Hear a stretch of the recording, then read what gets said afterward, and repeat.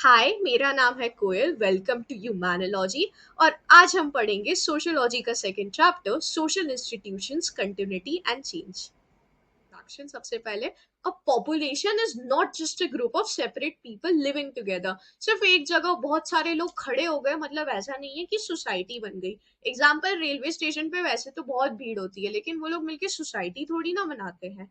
Society बनती है interlinked community से। जब हम एक दूसरे से बात करते हैं, हमारे आइडियाज शेयर करते हैं, तो कम्युनिटी बनती है। जैसे कि स्कूल का एग्जांपल ले लेते हैं, वहाँ टीचर्स होता है, स्टाफ होता है, स्टूडेंट्स होते हैं। ये सब मिलके कम्युनिकेट करते हैं और एक कम्युनिटी या सोसाइटी बनाते हैं। अब इस सोसाइटी को कंट्रोल किया जाता है या फिर सस्टेन और रेगुलेट किया जाता है सोशल रिलेशनशिप्स और सोशल इंस्टीट्यूशन से। सोशल रिलेशनशिप मतलब वही हमारी जितने भी रिलेशनशिप हो गई, फैमिली से, फ्रेंड्स से, नेबर से, टीचर से, एटसेट्रा। और सोशल इंस्टीट्यूशंस मतलब बड़े अरेंजमेंट जो सबको गाइड करते हैं। जैसे कि एक गवर्नमेंट हो गई जो लॉ एंड ऑर्डर डिसाइड करती है क्या सही है क्या गलत है। हमारा रिलीजन हो गया, इकोनॉमी हो गई, पूरी फैमिली या फिर कास्ट हो गई जो सर्टेन रूल्स रखती है। तो ये होता है सोशल इंस्टीट्यूशंस। अगर इंडिया की बात करें तो मेन इंस्टीट्यूशंस है कास्ट, ट्राइब और फैमिली। अब समझते हैं caste and the caste system को। द अब डेफिनेशन देखते हैं। Caste is an ancient social institution that has been part of Indian history and culture for thousands of years. मतलब कास्ट एक पुराना सोशल इंस्टीट्यूशन है जो कि इंडियन हिस्ट्री का पार्ट रहा है हजारों सालों से। It remain central to Indian society. मतलब कि आज भी ये इंडियन सोसाइटी में एक बहुत बड़ा रोल प्ले करता है, but it's forms have changed over time. But ये बहुत ज़्यादा चेंज हुआ है। The caste system in the past was different from its current form.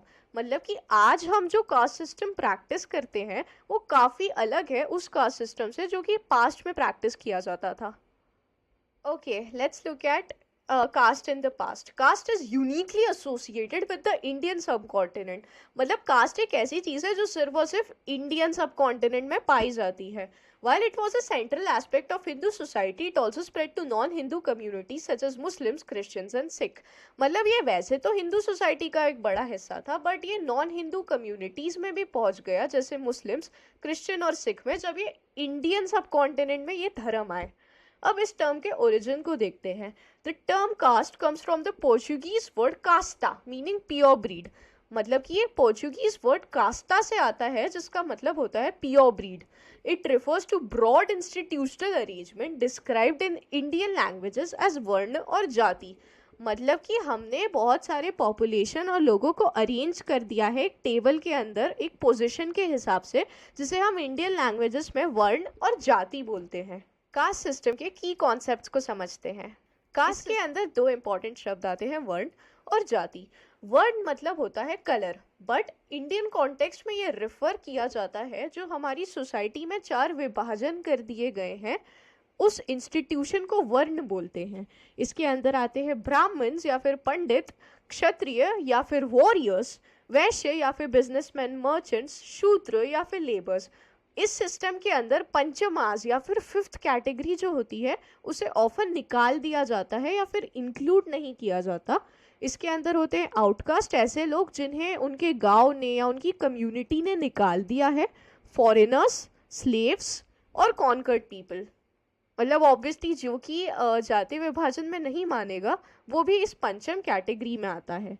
The word जाति रिफर्स टू स्पीशीज और काइंड्स ऑफ ऑल थिंग्स. मतलब कि जैसे कि एनिमल्स की स्पीशीज होती है, अलग अलग फ्रूट्स की स्पीशीज होती है, तो दैट इज व्हाट जाति मीन्स लिटरली. पर अगर इंडियन लैंग्वेजेस में बात करें तो ये स्पेसिफिकली कास्ट के इंस्टीट्यूशन या फिर जाति विभाजन की जो सिस्टम होता है उसके बारे में बात करता है. अब let's look at relationship between varna and jati. Varna is a broad pan Indian classification. मतलब जो वर्ण होता है वो पूरे इंडिया में फैला हुआ है. while jati is a regional or local subclassification involving a complex system of caste and subcaste that vary from region to region. मतलब ऐसा कि वर्ण एक ऐसी चीज है जो पूरी इंडिया में सेम है. क्या है? ब्राह्मण्स, वैश्य, क्षत्रिय, शूद्र, ये आपको पूरे इंडिया में मिलेगा. बट जाति एक ऐसी चीज है जो एक रीजन स्पेसिफिक होती है या फिर अलग अलग रीजन्स में बदलती है। फॉर एग्जांपल हम बात करें अगर वैश्य लोगों की या फिर बिजनेसमैन की, तो फिर इसके अंदर हमारे आ जाते हैं Mewaris of Rajasthan, Agarwals in north India, Chettiars in Tamil Nadu, Komatis in Andhra Pradesh. अब ये सब है तो वैश्य या फिर बिजनेसमैन या ट्रेडर कैटेगरी के, पर इनकी जाति जो है वो अलग अलग रीजन से चेंज हो रही है। ये जो रिलेशनशिप है ये काफ़ी ज़्यादा डिस्कस और डिबेट की जाती है स्कॉलर्स के द्वारा। Let's look eight caste system. Let's look at the वर्ण सिस्टम ड्यूरिंग द वैदिक पीरियड, जो कि 900 टू 500 बीसी के टाइम था। वहाँ पर बस 4 विभाजन कर दिए गए थे सोसाइटी के। ये बिल्कुल भी रिजिड नहीं था या फिर इतना ज़्यादा कठोर नहीं था, ये फ्लेक्सिबल था, मतलब कोई भी मूव कर सकता था एक विभाजन से दूसरे विभाजन में। फॉर एग्जाम्पल मैं वैश्य हूँ तो मैं क्षत्रिय बन सकती हूँ, क्षत्रिय हूँ तो ब्राह्मण बन सकती हूँ। तो ये बर्थ के बेसिस के ऊपर नहीं था। बट ओवर टाइम क्या होता है कि ये बहुत ज़्यादा रिजिड हो जाता है और बिल्कुल भी फ्लेक्सिबल नहीं बचता है, और ये हेरिडेटरी हो जाता है। मतलब ये ऐसा हो जाता है कि आप आपके मम्मी पापा से लेते हो। मतलब अगर मेरे मम्मी पापा ब्राह्मण है तो मैं ब्राह्मण रहूंगी, वो वैश्य है तो वो मैं वैश्य रहूंगी। ये स्ट्रिक्ट हो जाता है और आप इसको चेंज नहीं कर सकते वैदिक पीरियड के बाद। Features of caste membership. First is birth based membership. Caste is decided by parents caste, मतलब हमारी जो कास्ट है वो हमारे पेरेंट्स की कास्ट के ऊपर डिपेंड करती है, and not by choice. There is no entry और एग्जिट, मतलब हमारी जो कास्ट है वो हमारी चॉइस के बेसिस पर नहीं होती है, और उससे निकलना या उसे ज्वाइन करना जो है वो भी हमारे हाथ में नहीं होता है। ओनली पॉसिबिलिटी इज एक्सपर्जन, मतलब हमारी कास्ट के लोग हमें उस स्पेसिफिक कास्ट से बस निकाल दे, ये एक पॉसिबिलिटी है। उसके अलावा हम नहीं चूज कर सकते कि हम कौन सी कास्ट में पैदा हो रहे हैं, हम कौन सी कास्ट को छोड़ रहे हैं।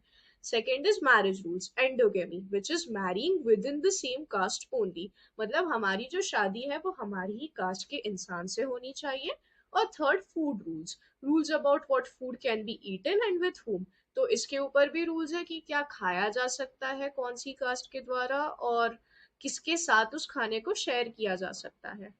Next is hierarchy। many castes are arranged in rank and status order, मतलब जो कास्ट्स है उनको अरेंज कर दिया जाता है first second third rank basis के ऊपर।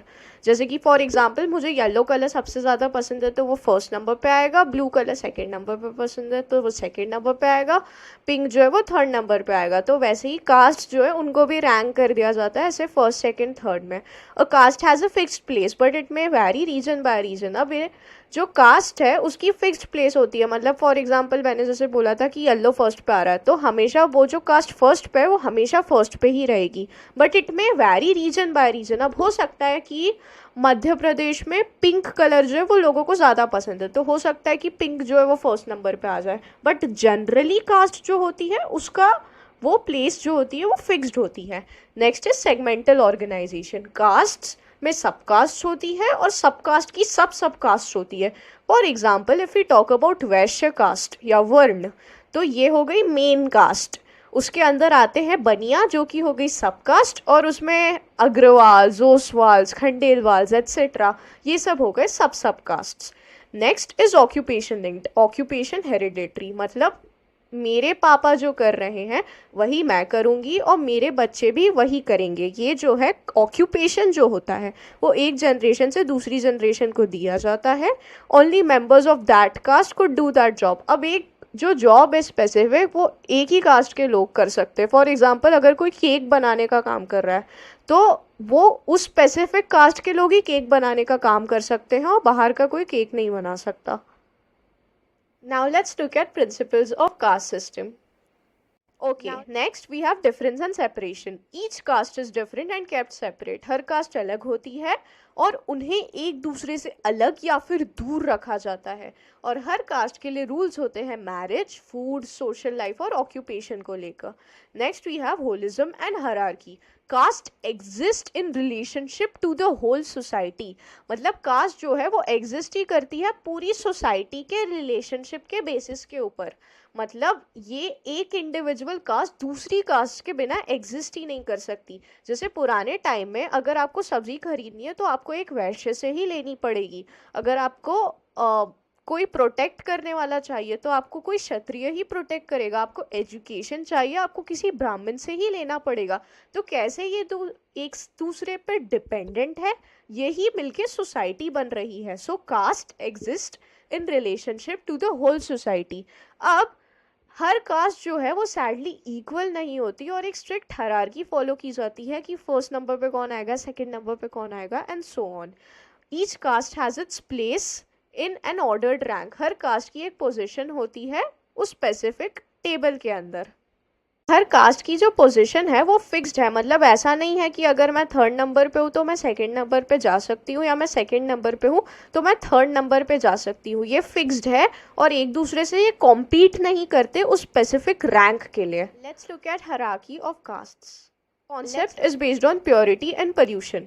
Pure is closer to God and have high status. मतलब कि जो लोग रैंक में ऊपर आते हैं वो भगवान के ज़्यादा करीब है, इस वजह से उनका स्टेटस जो है या रैंकिंग जो है वो हायर है। और polluted is distant from God, इसलिए लो स्टेटस। जो लोग polluted या impure माने जाते हैं वो भगवान से दूर हैं और इस वजह से उनकी रैंकिंग में पोजीशन जो है वो नीचे आती है। Second is also based on material power, economic power, military power, political dominance, higher status। मतलब जिन कास्ट के पास इकोनॉमिक पावर है, मिलिट्री पावर है, वो पॉलिटिकली काफ़ी ज़्यादा डोमिनेंट है, उनको हायर स्टेटस मिल जाता है। और जिन लोगों के पास ये सब नहीं है, जो इकोनॉमिकली पुअर है, पॉलिटिकली बैकवर्ड है, उन लोगों को लोअर स्टेटस दे दिया जाता है। आगे ये लोग कहते हैं कि कास्ट वर अनइक्वल इन रिचुअल्स। मतलब वही है, कुछ लोगों को भगवान के पास जाने देंगे, पूजा करने देंगे, कुछ कास्ट के लोगों को नहीं करने देंगे। They were complementary and non competing. Each had its own fixed place. जो हमने पहले बात करी कि ये एक दूसरे के रिलेशनशिप में ही एग्जिस्ट करेंगे और एक दूसरे से कम्पीट नहीं करेंगे, क्योंकि इन सब की फिक्स्ड प्लेस है, ये फाइट नहीं कर सकते ऊपर जाने के लिए। Next is occupation is tied to caste. अब ऑक्यूपेशन जो है वो कास्ट से टाइड है, ये हमने पहले ही डिस्कस किया, पर ये सोशल डिवीजन ऑफ लेबर है विदाउट मोबिलिटी। मतलब कहीं ना कहीं पुराने टाइम में श्रम विभाजन कर दिया जा रहा है कि ये स्पेसिफिक काम कौन करेगा, वो स्पेसिफिक काम कौन करेगा, etcetera.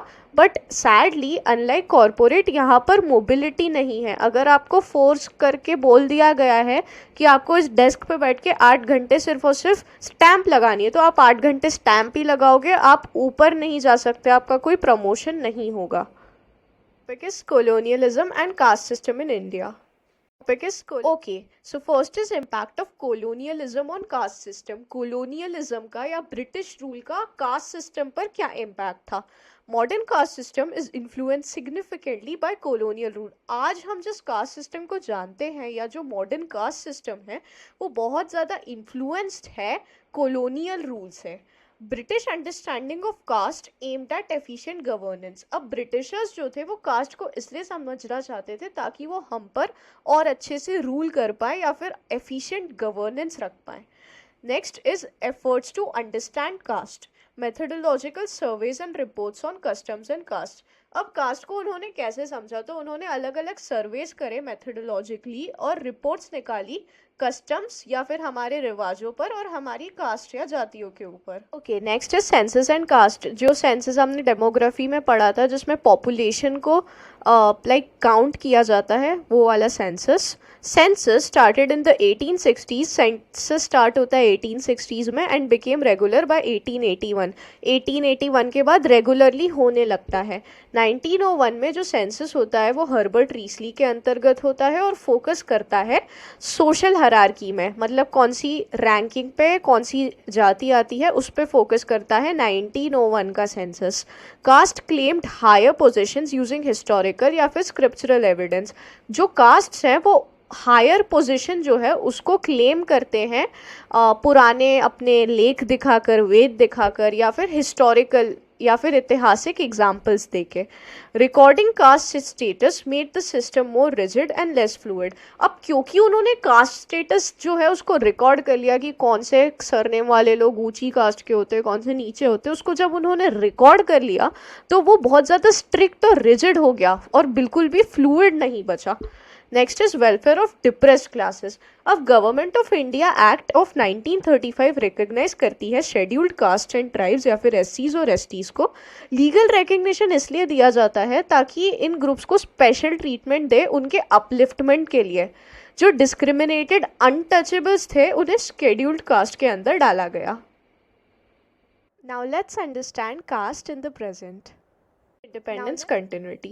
Okay, so independence in 1947 did not fully dismantle the caste system. मतलब 1947 में जब हमें आज़ादी मिलती है उसके बावजूद भी कास्ट और उसके साथ होने वाला जो डिस्क्रिमिनेशन है वो काफ़ी ज़्यादा इंडियन सोसाइटी में प्रेवलेंट होता है.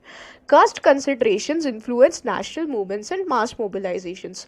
तो इसके बाद जितने भी नेशनल मूवमेंट्स होते हैं या फिर प्रोटेस्ट होते हैं वो कास्ट कंसिडरेशन या फिर इस जाति विभाजन की प्रथा को ख़त्म करने में होता है. Now, early efforts to organize depressed classes. Efforts began in the late 19th century before the nationalist movement. मतलब कि इंडिपेंडेंस के पहले ही एफर्ट्स तो स्टार्ट हो गए थे. Initiatives bye upper caste reformers and lower caste leaders. ये इनिशिएटिव लिए जाते थे अपर कास्ट रिफॉर्मर्स जो कि एक दुनिया में बदलाव लाना चाहते थे, और लोअर कास्ट लीडर्स जो खुद पीड़ित थे कहीं ना कहीं जातिवाद की बुरी चीज़ों की वजह से. इस वजह से वो बदलाव चाहते थे. तो हम देखते हैं इसमें महात्मा ज्योतिबा फूले और बाबा साहेब अम्बेडकर को वेस्टर्न इंडिया के अंदर, while अयंकली, Shri Narayana Guru, Ayodhyadas and D V Ramaswamy Naicker south India में. Let's look at Gandhi and Ambedkar's efforts from 1920s. Both Mahatma Gandhi and B.R. Ambedkar protested against untouchability. तो 1920 से महात्मा गांधी और अंबेडकर जी दोनों प्रोटेस्ट करते हैं अनटचेबिलिटी के खिलाफ. Untouchability became a central agenda for the Indian national Congress, और अनटचेबिलिटी इंडियन नेशनल कांग्रेस के लिए भी एक सेंट्रल एजेंडा बन जाता है. इसमें नेशनलिस्ट मूवमेंट का क्या स्टैंड था? तो nationalist leaders viewed caste as a social evil that divided India. उन्हें लगता था कि ये जो कास्ट सिस्टम है ये हमारे इंडिया को बांट रहा है, हम सबको एक दूसरे से लड़ने के लिए कह रहा है, जो कि सही भी बात थी क्योंकि ब्रिटिशर्स की ideology was divide and rule. Next we have by independence there was a consensus on abolishing caste distinctions. तो आज़ादी तक ये बात तो नेशनलिस्ट लीडर्स के बीच में कॉमन थी कि सबका ऐसा मानना था कि ये जो कास्ट के बेसिस पे जो डिस्क्रिमिनेशन हो रहा है, कास्ट के बेसिस में जो लोगों को अलग तरीके से ट्रीट किया जा रहा है, इस चीज़ को अबॉलिश कर दो या ख़त्म कर दो. Okay, let's look at Gandhi's role. He worked for the upliftment of lower caste and the abolition of untouchability. तो वो लोअर कास्ट को सोसाइटी में थोड़ा सा ऊपर लाने में एक बहुत बड़ा रोल प्ले करते हैं और अबॉलिशन करते हैं अनटचेबिलिटी का, या उसे ख़त्म करते हैं. He reassured upper caste that their interest would also be protected. वो अपर कास्ट को भी ये बात रीअश्योर करते हैं कि आप लोगों के जो इंटरेस्ट है उन्हें भी हम प्रोटेक्ट करेंगे, आपको ऐसे अबांडन नहीं करेंगे या अनईक्वल ट्रीट नहीं करेंगे. प्रेजेंट सिनेरियो की बात करें तो caste remains an influential social factor despite legal abolishment. तो कास्ट आज भी एक बहुत ज़्यादा इन्फ्लुएंशियल सोशल फैक्टर है. भले ही कॉन्स्टिट्यूशन में लिख दिया है कि अनटचेबिलिटी अबॉलिश्ड है, सोसाइटी में आप किस तरीके से ट्रीट हो रहे हो, कास्ट बहुत बड़ा रोल प्ले करती है इस बात में. Continued effort for social equality and upliftment of lower caste. अब गवर्नमेंट भी कहीं ना कहीं इस बात को एक्नॉलेज करती है, इस वजह से हम कॉन्स्टेंटली स्कीम्स लाते हैं और एक सोसाइटी के साथ कलेक्टिव एफर्ट करते हैं ताकि सोसाइटी में एक इक्वालिटी आए और लोअर कास्ट के जो लोग हैं जो सालों से कहीं ना कहीं दबे हुए हैं उनका अपलिफ्टमेंट हो. Upliftment. Now let's understand problems of caste in post-independent India. Now let's state contradictions. The state aimed to abolish caste but also protect upper caste interest. अब state जो थी उसने ये तो सोच लिया कि हमें caste को ख़त्म करना है या abolish करना है, but upper caste interest को भी उन्हें protect करना था, which is in itself a bit ironic. मतलब उल्टी बात कर दिया, पर कास्ट के इंटरेस्ट को हमें प्रोटेक्ट करना है पर कास्ट को अबॉलिश करना है. The constitution included provisions against caste discrimination but fundamental reforms were lacking.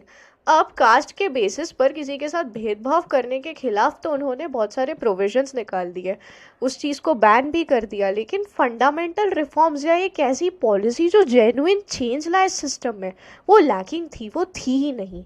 Assumption of ignoring caste. The state believed that ignoring caste would altogether would abolish caste-based privileges. अब state को ऐसा लगा कि अगर वो caste को ignore ही कर देती है तो caste के साथ आने वाले फ़ायदे जो है उन्हें वो पूरी तरीके से अबॉलिश कर देगी।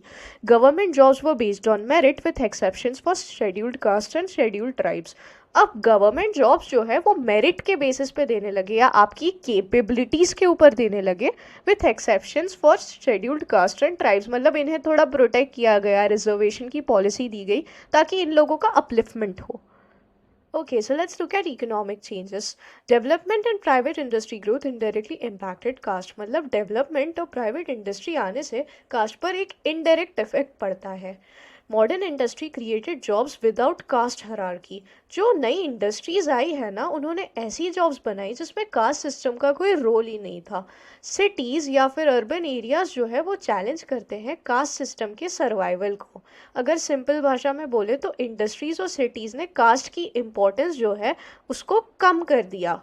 But modern educated Indians began abandoning extreme caste practices. तो जो मॉडर्न एजुकेटेड इंडियंस थे उन्होंने कास्ट के जो एक्सट्रीम रूल्स होते हैं, जैसे फूड शेयरिंग हो गई, मैरिज हो गई, उन सबको छोड़ना चालू कर दिया।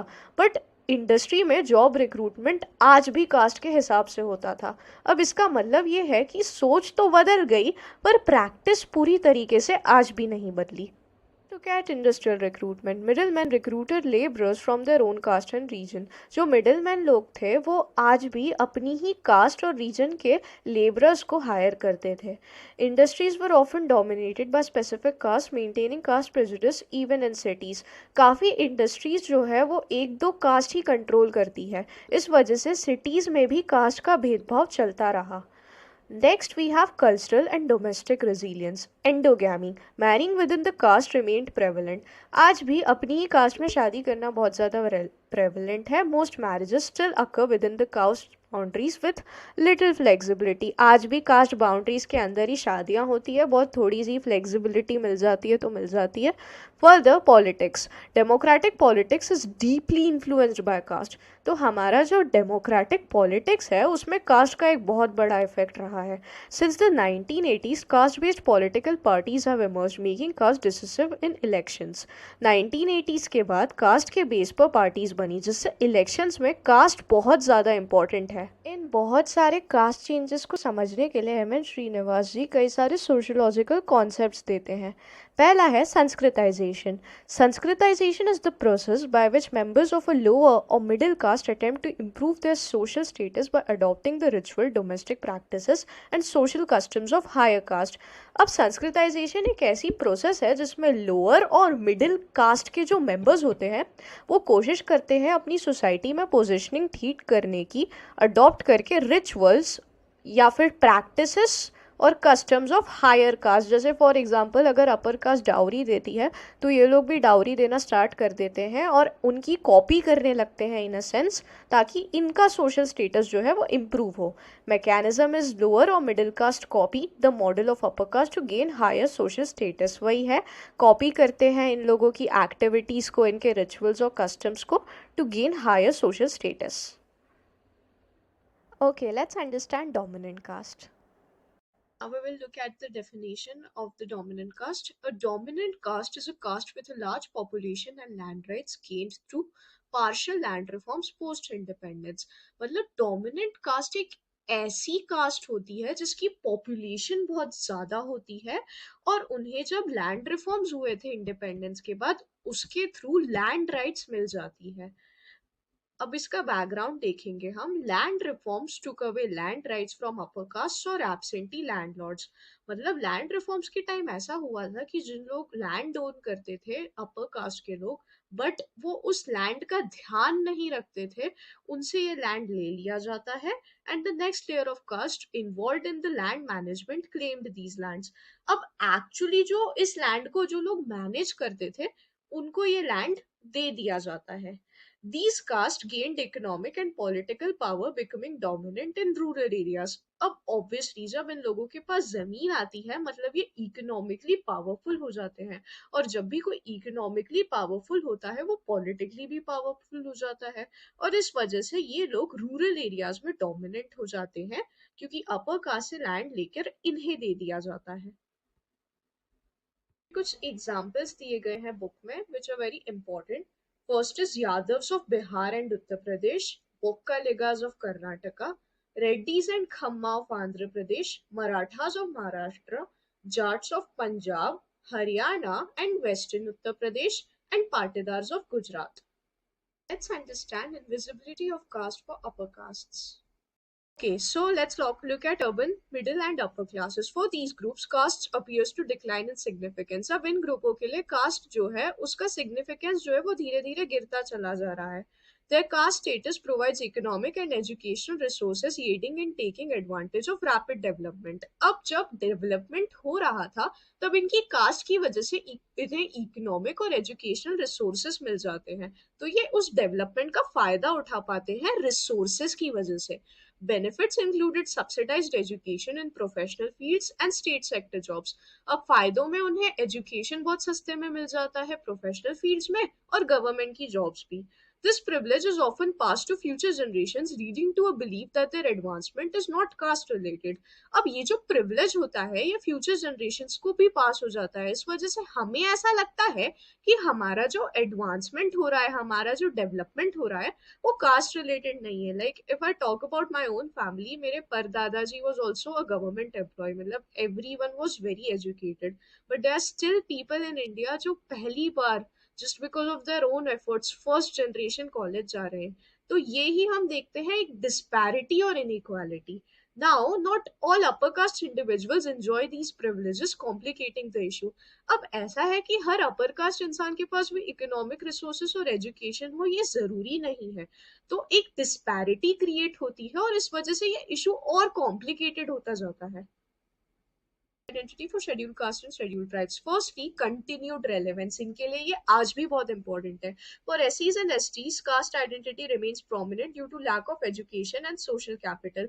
अब चूंकि इनके पास एजुकेशन नहीं है, इकोनॉमिक पावर कलेक्ट करना भी बहुत डिफिकल्ट हो जाता है और social capital as an interaction या कनेक्शंस भी इतने नहीं होते हैं, तो इनकी कास्ट आइडेंटिटी इनके लिए इसमें बहुत ज्यादा इंपॉर्टेंट बन जाती है.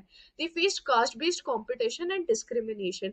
कास्ट के बेसिस पे आज भी इनके साथ समाज में भेदभाव होता है, इन्हें मिसट्रीट किया जाता है, कई बार इन्हें जॉब्स नहीं दी जाती ये बोल के कि आपके पास इनफ क्रेडिट नहीं है, बट सच ये होता है कि उनकी जाति की वजह से उन्हें नौकरी नहीं मिल रही होती.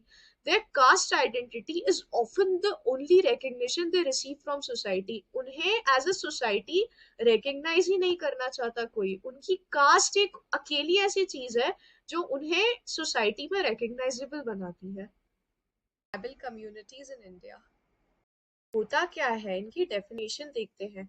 मॉडर्न टर्म अभी के कॉन्टेक्स्ट में refers to the oldest inhabitants of the subcontinent. मतलब एक सब कॉन्टिनेंट में रहने वाले जो सबसे पुराने लोग थे उन्हें ट्राइबल बोला जाता है. Characteristics, they do not follow a religion with a written text. अब जैसे हिंदुइज्म की बहुत सारी बुक्स है उसके ऊपर रूल्स लिखे हुए हैं, वैसे ये जो रिलीजन फॉलो करते हैं उसका कोई रिटन टेक्स्ट नहीं है. They lack a formal state और पॉलिटिकल स्ट्रक्चर. कोई भी टाइप की एक पॉलिटिकल स्ट्रक्चर नहीं होता. जैसे इंडिया में डेमोक्रेटिक गवर्नमेंट है, यहाँ पर ऐसा कुछ भी नहीं होता है. And they do not have sharp class और कास्ट डिविजन्स. हमारे यहाँ जो ऊंची जाति नीची जाति अमीर गरीब ये सब जो चीजें होती है ये ट्राइब्स में बिल्कुल भी नहीं होती. So if you look at three characteristics real quick, they do not follow a written religion, कोई पॉलिटिकल पावर या स्टेट नहीं होती और क्लास और कास्ट डिविजन्स बिल्कुल नहीं होते. Common and traits of tribes. पहले तो हो गया रीजन जहाँ पे tribes are concentrated in middle India, जो मध्य प्रदेश की आसपास की स्टेट्स है. गुजरात राजस्थान वेस्ट में टू वेस्ट बंगाल उड़ीसा ईस्ट में, बीच में आ गया मध्य प्रदेश झारखंड छत्तीसगढ़, नीचे की तरफ आ गया थोड़ा सा महाराष्ट्र और आंध्र प्रदेश. अब ट्राइबल पॉपुलेशन की 85% संख्या जो है वो इन स्पेसिफिक स्टेट्स में रहती है, 11% जो है वो नॉर्थ ईस्टर्न स्टेट्स में रहती है और 3% जो है वो रेस्ट ऑफ द इंडिया में रहती है. अगर नॉर्थ ईस्टर्न स्टेट्स की बात करें तो यहाँ पे ट्राइबल पॉपुलेशन का कॉन्सेंट्रेशन जो है वो बहुत ज़्यादा है. 60 to 95% है अरुणाचल प्रदेश, मेघालय, मिजोरम और नागालैंड में, और 30% से भी ज़्यादा पॉपुलेशन आसाम की ट्राइबल कॉन्सेंट्रेशन या ट्राइबल पॉपुलेशन का हिस्सा है. स्टेट्स थोड़े याद ही करने पड़ेंगे, इसमें क्या ही समझोगे.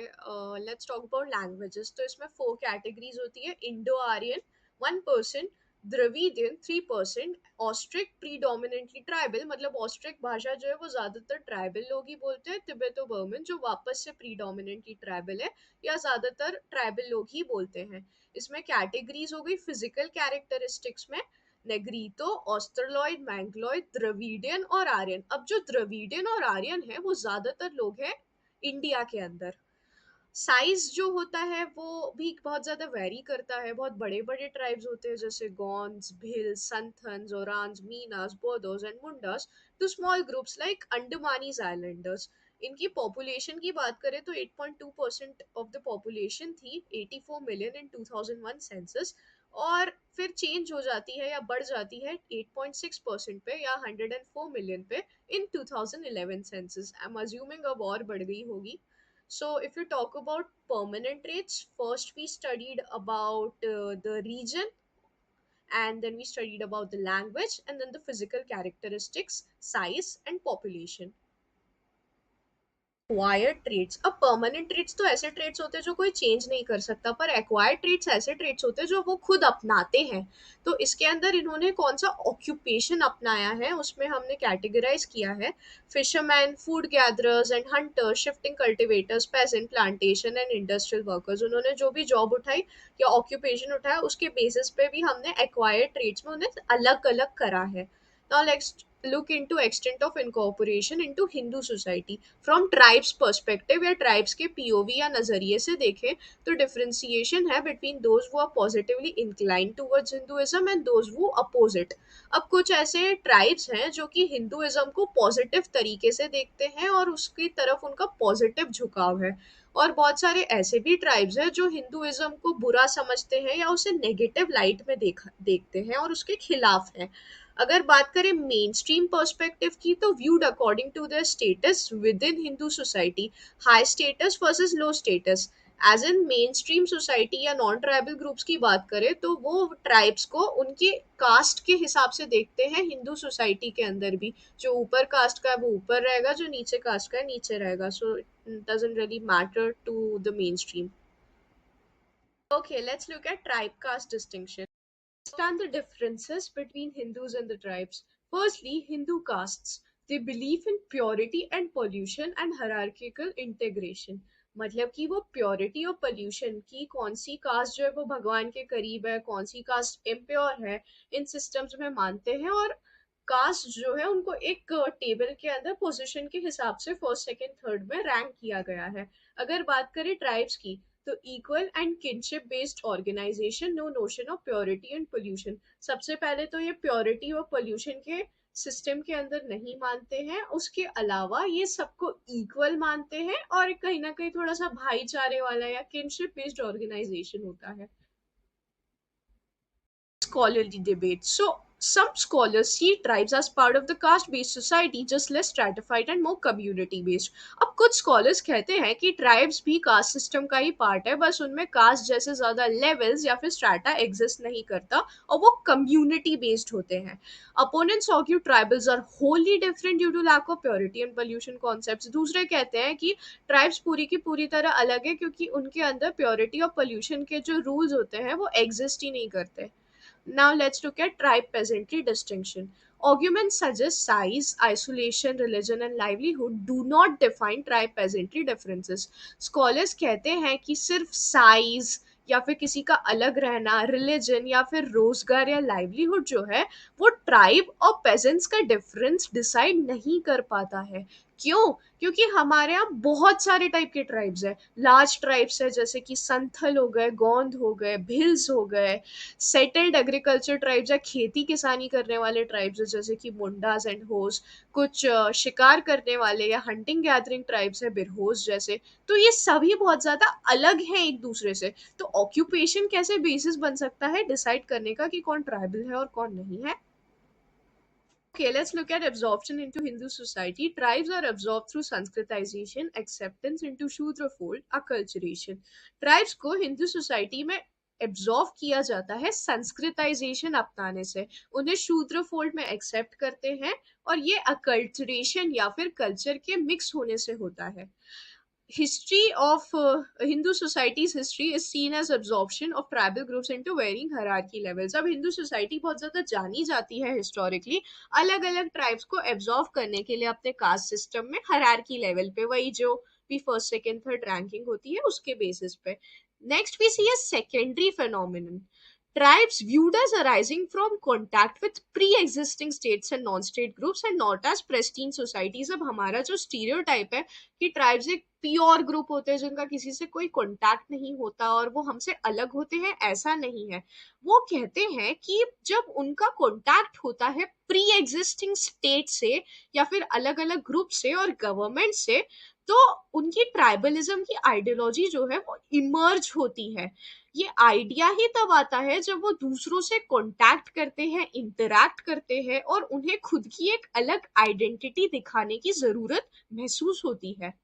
Okay, let's look at the next point. Misconceptions of pristine tribes. Common belief in the untouched Stone Age hunting and gathering tribes is false. ये हम जो मान लेते हैं कि स्टोन एज है, पुराने हैं या फिर अनटच्ड है सोसाइटी से, वैसे ट्राइब्स का आइडिया जो है वो फॉल्स है. उनका हिस्टोरिकली बहुत ज़्यादा डोमिनेंस रहा है, जैसे कि यहाँ एग्जाम्पल में लिखा है गौन किंगडम्स, राजपूत किंगडम्स, जो कि इमर्ज होते हैं कास्ट के स्ट्रैटिफिकेशन से. ट्राइब अपना डोमिनेंस दिखाते हैं रेड्स, लोकल मिलिशिया और ट्रेडिंग करके. जैसे फॉरेस्ट प्रोड्यूस होता है, सॉल्ट होता है, एलिफेंट्स होता है, ये सब ये मेन लैंडर्स के साथ ट्रेड करते थे और अपना डोमिनेंस दिखाते थे. But let's look at capitalist economy और उसका जो इम्पैक्ट है. Drive to exploit forest resources and minerals. तो आज के टाइम पर कहीं ना कहीं फॉरेस्ट और मिनरल्स को एक्सप्लॉइट करना चाहती है कैपिटलिस्ट इकोनॉमी या जो बड़े बड़े इंडस्ट्रियलिस्ट होते हैं. Recruitment of cheap labour bringing tribes into contact with mainstream society. अब चीप लेबर के नाम पे ट्राइब्स जो है उन्हें रिक्रूट कर लिया जाता है, उनके रिसोर्सेस ले लिए जाते हैं और उन्हें फोर्सफुली मेन स्ट्रीम सोसाइटी के अंदर ले आया जाता है. The tussle. Let's look at national development versus tribal development. Introduction. The concept of development has significantly influenced both the treatment of tribes and state policies towards them. जो development का concept है ना, उसने बहुत ज़्यादा इन्फ्लुएंस करा है कि ट्राइब्स को कैसे ट्रीट किया जाता है और स्टेट उनकी तरफ पॉलिसीज कैसे बनाती है. National development under Nehru's leadership emphasized large scale industrialization, construction of dams and exploitation of natural resources. अब नेहरू जी के अंतर्गत नेशनल डेवलपमेंट का मतलब ये था कि लार्ज स्केल इंडस्ट्रियलाइजेशन हो या बड़ी बड़ी इंडस्ट्रीज बनाई जाए, डैम्स को कंस्ट्रक्ट किया जाए और नेचुरल रिसोर्सेज को बहुत ज़्यादा एक्सप्लॉइटेशन या फिर utilisation which had profound effects on tribal communities. अब इन सब चीज़ों का या इस डेवलपमेंट का ट्राइबल कम्युनिटीज पे बहुत बड़ा असर रहा है. क्या the impact of national development on the tribes. Firstly, displacement and land loss. Tribal communities were displaced for mining, dams and factories, losing their lands for national projects. अब इन लोगों से इनका घर छीन के या इनकी जमीन छीन ली जाती थी नेशनल प्रोजेक्ट्स जैसे कि माइनिंग, डैम और फैक्ट्रीज बनाने के लिए. The forest lands crucial for their livelihood were exploited during British rule and continued to be taken away for developmental activities. अब ब्रिटिश राज के दौरान इनके फॉरेस्ट लैंड और उसके जो रिसोर्सेज थे उन्हें एक्सप्लॉइट तो किया ही जा रहा था, बट आज़ादी के बाद भी उनसे उनकी ज़मीन छीन ली गई डेवलपमेंट एक्टिविटीज़ के लिए. Introduction of private property. Introduction of private property undermined tribal community-based collective ownership systems, leaving them at a disadvantage. अब private property का concept ये था कि एक इंसान एक जमीन ओन करेगा, बट ट्राइबल ट्रेडिशन जो था कि सारी कम्युनिटी, पूरा समाज मिलके पूरा लैंड को ओन करेगा, वो जो चीज थी वो बहुत ज्यादा इससे डिस्टर्ब हो जाती है, वो डिसएडवांटेज में आ जाते हैं. In migration of non-tribals, heavy migration of non-tribals disrupted tribal cultures and increased their exploitation, overwhelming tribal communities.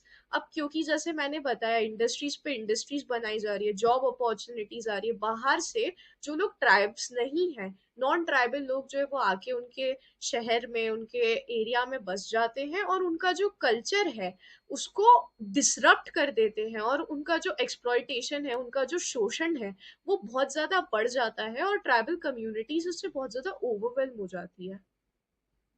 Disadvantages की बात कर रही हूँ उसके कुछ एग्जांपल्स देखते हैं. Dams on the Narmada river. Cost and benefits were unequally distributed with tribal communities bearing the Brunt of displacement. अब कॉस्ट्स, जो फायदे और नुकसान थे वो अनइक्वली डिस्ट्रीब्यूटेड थे, और जो ट्राइबल कम्युनिटीज थी उनको सिर्फ और सिर्फ नुकसान हो रहा था, क्योंकि उन्हें उनका घर छोड़ना पड़ा, उन्हें तो कोई फायदा ही नहीं हुआ.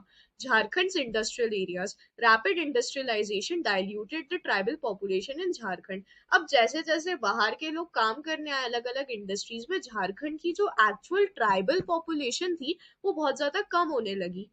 Next, we have northeastern states. States like Tripura saw the tribal population reduced to a minority within a decade with similar pressures in Arunachal Pradesh.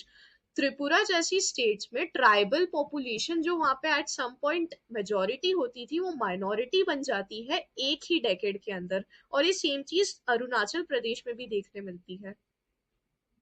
Let's look at tribal identity today.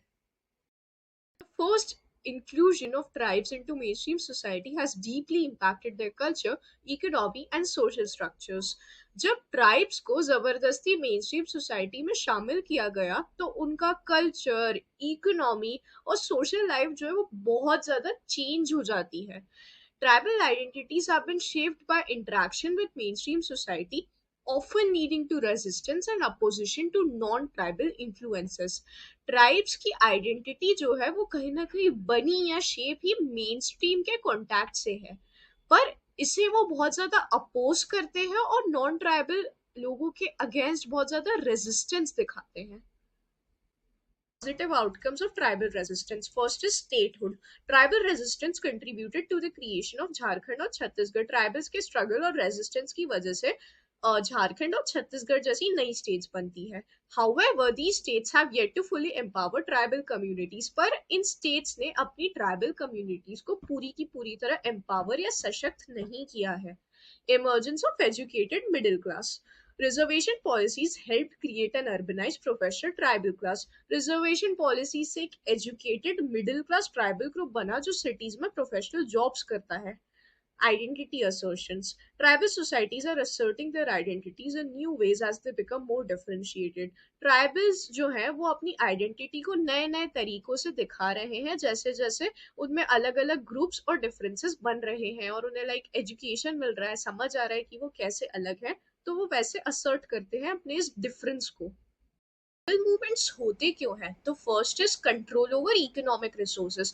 Movements often arise due to disputes over land, forest and other natural resources. जब उनके resources ले लिए जैसे land, जमीन और दूसरी चीजें, तो इस वजह से मूवमेंट्स अराइज होते हैं राइट्स को लेके. Next is ethnic cultural identity. Tribal movements also focus on preserving cultural and ethnic identities. तो वो अपने कल्चर को प्रिजर्व करना, अपनी एथनिसिटी को प्रिजर्व करने के लिए भी बहुत सारे मूवमेंट्स करते हैं.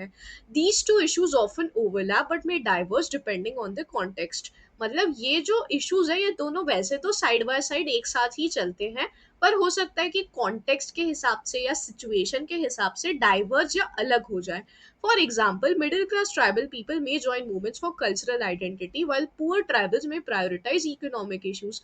बहुत आसान सी बात है, अगर किसी का पेट कटता है तो उसके लिए पहला कंसर्न इकोनॉमिक इश्यूज होगा और उसकी कल्चरल आइडेंटिटी नहीं होगी. तो एक स्टेबल जो मिडिल क्लास ट्राइबल इंसान है उसके लिए आइडेंटिटी शायद एक बड़ा कंसर्न हो ओवर इकोनॉमिक रिसोर्सेज, वाइल एक जो पुअर ट्राइबल है उसे ऐसा लगे कि मैं एटलीस्ट मेरी रोजी रोटी तो मुझसे मत छीनो, तो वो इकोनॉमिक तरफ ज्यादा देखे. Look at family and kinship. Importance of family. Starting point. Families where individuals begin their lives. हम सब हमारी लाइफ की शुरुआत फैमिली के साथ ही करते हैं, बट फैमिली का नेचर जो होता है वो बहुत ज्यादा डुअल होता है. Family is a space of warmth, care and support but also of conflicts, injustice and violence. मतलब यहाँ पे हमें बहुत ज्यादा प्यार मिलता है, सपोर्ट मिलता है, पर ये कई बार जगह होती है झगड़ों की, अन्याय की और वॉयलेंस की. Let's look at the structure of the family. First is nuclear family, consists of parents and their children. मतलब मम्मी पापा और बच्चे रहते हैं. Extended family includes additional relatives such as grandparents, uncles, aunts and cousins. Extended families में आपके दूसरे relatives आ जाते हैं जैसे दादा दादी हो गए, चाचा चाची हो गए, cousins हो गए, so on. Next is headed by gender. कुछ फैमिलीज जो होती है वो मेल मेंबर्स हेड करते हैं और कुछ जो फैमिलीज होती है फीमेल्स लीड करती है। Next is line of descent, मतलब आपका जो भी सरनेम होता है वो या तो एक फीमेल मेंबर का होता है या मेल मेंबर का होता है। तो जो फीमेल मेंबर्स का होता है वो होता है मैट्रिलीनियल, कि आपके पूरे जो फैमिली का लिनेज या फिर खानदान है उसको मम्मी के नाम से या फीमेल मेंबर के नाम से जाना जा रहा है। और पेट्रीलीनियल मतलब कि आपके खानदान को पापा के नाम से या फिर किसी भी मेल मेंबर के नाम से जाना जा रहा है। फैमिली स्ट्रक्चर्स रिफ्लेक्ट करते हैं ब्रॉडर सोसाइटल स्ट्रक्चर्स, जैसे कि पॉलिटिक्स, इकोनॉमी या फिर culture. Changes in family composition are linked to changes in other societal spheres. अगर सोसाइटी के दूसरे एरिया में कोई चेंज आता है तो उसका डायरेक्ट इम्पैक्ट हम फैमिली के कंपोजिशन या कैसे फैमिली बनती है उस पर देख सकते हैं। Let's look at economic impact. Example, men migrating from Himalayan villages leads to women headed households. Men जो है वो हिमालयन विलेजेस से माइग्रेट करते हैं जॉब की अपॉर्चुनिटीज के लिए, इस वजह से वहां पे ज्यादातर घर जो है वो विमेन लीड करती है। Next example is young parents in the software industry relying on grand parents for child care. अब क्योंकि जो पेरेंट्स है वो बहुत ज्यादा बिजी रहते हैं अपनी जॉब के साथ इंडस्ट्री के अंदर, तो ज्यादातर ग्रैंड पेरेंट्स जो है वो बच्चों को रेस करते हैं। Let's look at cultural influence. Changes in family structure can alter culture, ideas, norms or values. अगर फैमिली के स्ट्रक्चर में कोई बदलाव आता है तो वो कल्चरल आइडियाज, नॉर्म्स, वैल्यूज उस सब में भी डायरेक्ट इम्पैक्ट देखने को मिलता है। जैसे कि हो सकता है increase grandparents involvement in child care में रीइंफोर्स और shift cultural practices regarding family roles. अब फैमिली रोल्स में हमें क्या लगता है कि हमारे मम्मी पापा हमारा ध्यान रखेंगे, पर अगर एक छोटा बच्चा हमेशा अपने ग्रैंड पेरेंट्स को देखेगा उसका ध्यान रखते हुए, तो उसे लगेगा कि ग्रैंड पेरेंट्स जो होते हैं वो बच्चों का ध्यान रखते हैं। अब इसका बहुत अच्छा एग्जाम्पल हमें यूएसएसआर में देखने को मिलता है, जब उन्होंने प्राइवेट प्रॉपर्टी अबॉलिश कर दी थी, मतलब कि आप खुद की प्रॉपर्टी नहीं ओन कर सकते थे, तो बहुत सारे लोगों ने शादी करना और बच्चे करना छोड़ दिया था, क्योंकि उन्हें ऐसा लगता था कि उस चीज का पॉइंट ही नहीं है। सो ये एक डिफरेंस देखने को मिलता है। Political and educational ties. Family dynamics can influence and be influenced by political parties and educational opportunities. तो एजुकेशन और पॉलिटिक्स जो है वो इन्फ्लुएंस भी होता है फैमिली से और फैमिली को इन्फ्लुएंस भी करता है। एग्जाम्पल्स, पॉलिसीज सपोर्टिंग और hindering family care roles can reshape family responsibilities. मतलब ऐसी पॉलिसीज जो या तो सपोर्ट कर रही है या फिर फैमिली केयर रोल्स को रोक रही है, वो फैमिली में कौन रिस्पॉन्सिबल होता है उन सब चीजों को बहुत ज्यादा रीशेप या फिर चेंज कर सकती है। Political and educational ties. Family dynamics can influence and be influenced by political parties and educational opportunities. तो एजुकेशन और पॉलिटिक्स जो है वो इन्फ्लुएंस भी होता है फैमिली से, और फैमिली को पहले भी पढ़ा था कि जॉइंट फैमिली या एक्सटेंडेड फैमिली और न्यूक्लियर फैमिली क्या होता है। यहाँ वापस लिखा है कि मम्मी पापा होते हैं और उनके बच्चे होते हैं न्यूक्लियर फैमिली में, और जॉइंट फैमिली में एक कपल से ज्यादा रह सकते हैं, यूजुअली 2 जनरेशन लिविंग टुगेदर, मतलब आपके मम्मी पापा और आपकी दादा दादी और आप खुद, तो ऐसे 3 जनरेशन से घर में रह रही है। Note, extended family is not unique to India, it exist only in some sections और रीजन्स। अब ऐसा नहीं है कि जॉइंट फैमिली जो है वो इंडिया का कॉन्सेप्ट है, वो बस कुछ ही एरियाज या रीजन में पाया जाता है। इनफैक्ट सोशियोलॉजिस्ट आईपी देसाई बताते हैं कि जॉइंट फैमिली का जो टर्म है वो नेटिव नहीं है या फिर इंडियन भाषाओं में नहीं पाया जाता। हम हमारी इंडियन भाषाओं में सिर्फ और सिर्फ इंग्लिश टर्म का ट्रांसलेशन जो है उसे यूज करते हैं। फैमिली के फॉर्म्स के एग्जांपल्स दिए गए हैं। फर्स्ट इज बाय रेसिडेंस, जहाँ पे शादी के बाद कपल जो है वो कहाँ रह रहे हैं। तो first is matrilocal, couple live with wife's parents, मतलब जो फीमेल होती है उसके पेरेंट्स के साथ कपल रहने लगते हैं। पैट्री लोकल, जो हस्बैंड के पेरेंट्स होते हैं उनके साथ रहने लगते हैं। Second is by inheritance, how property passes, कुछ होता है मैट्रिलिनियल जहाँ पे प्रॉपर्टी जो है वो मदर को पास होती है फिर डॉटर को पास होती है एंड सो ऑन। और सेकेंड इज पेट्रीलिनियर कि पापा को पास होती है और फिर सन को पास होती है एंड सो ऑन। अब इसके अंदर वैसे तो दिया गया है मेट्रियार्की भी, जहाँ पे विमेन जो है वो रूल कर रही होती है या हेड कर रही होती है घरों को, बट ये एक ऐसा कॉन्सेप्ट है जो कि सिर्फ और सिर्फ सोशियोलॉजी की थ्योरी में देखा जाता है and it's not exactly real. तो ये चैप्टर जो है वो पूरी तरीके से यहाँ पे कंप्लीट हो चुका है। मुझे कई लोगों ने पूछा था क्या ये नोट्स इनफ रहेंगे 12th के बोर्ड्स के लिए, तो हाँ, एज समबडी जिसको सीयूईटी में 99 परसेंटाइल आए थे और लेडी श्रीराम मिला था कॉलेज में, आई कैन अश्योर यू कि these notes are more than enough for you. And secondly thank you so much for so many cute comments जो मुझे मेरी फर्स्ट वीडियो पे मिले. मतलब I was, I love you guys so much. Thank you.